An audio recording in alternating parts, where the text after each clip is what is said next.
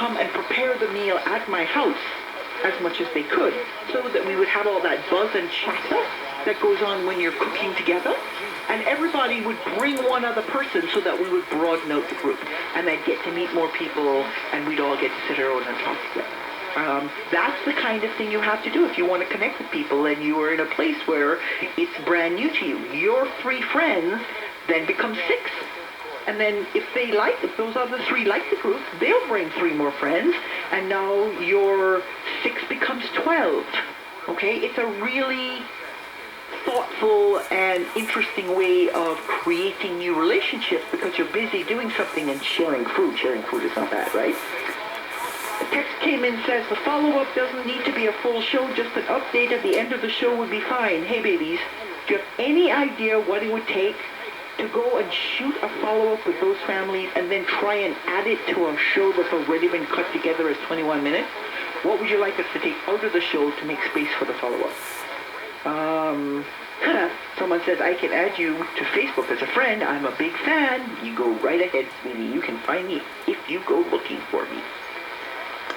So, coming up a little bit later, I'm going to talk about what's on my website this week.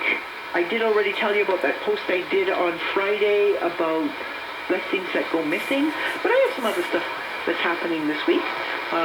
And I'm going to be talking to 2 interesting guests later on this evening after the 11 o'clock news. Andre Prue is going to come in and join me. We're going to be talking about the gifts you can give to a lover of wine at the holiday season. And I'm also going to be joined by Emma Page, who has quite an extensive vintage clothing collection. And she's going to tell me about what her favorite period was, why it's her favorite period, and this whole idea of vintage clothing. Among young people, vintage clothing is seeing a real renaissance. I mean, they have a real appreciation for the styles of previous generations. And I know my daughter loves shopping vintage, so I'm really interested in hearing what Emma Page has to say. Well, I'm out of things to say. Justin, do I have anything to say? When's my next break? Hey, listen, I have a break in 20 seconds. When I come back, I'll be ready to talk again. I'm Joe Locksley, and you're in the Caribbean stuff. Fantastic.